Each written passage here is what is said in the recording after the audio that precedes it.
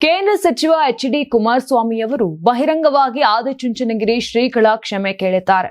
ಇತ್ತೀಚೆಗೆ ನಡೆದ ರಾಜಕೀಯ ಬೆಳವಣಿಗೆಗಳ ಹಿನ್ನೆಲೆ ನಾನು ನೀಡಿದ್ದ ಹೇಳಿಕೆಯಿಂದ ನಿರ್ಮಲಾನಂದನಾಥ ಶ್ರೀಗಳಿಗೆ ನೋವಾಗಿದ್ದರೆ ಸಾರ್ವಜನಿಕವಾಗಿ ಕ್ಷಮೆ ಕೇಳುತ್ತೇನೆ ಎಂದು ಹೇಳಿದರು.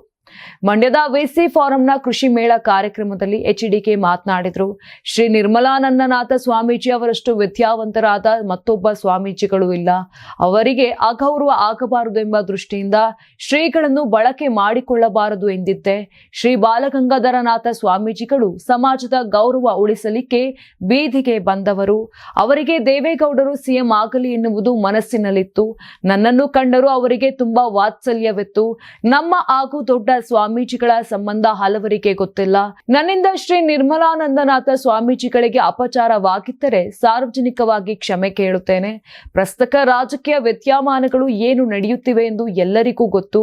ಈ ಬಗ್ಗೆ ನಮ್ಮ ನಿರ್ಮಲಾನಂದನಾಥ ಶ್ರೀಗಳು ಮಾತನಾಡಿದ್ದಾರೆ.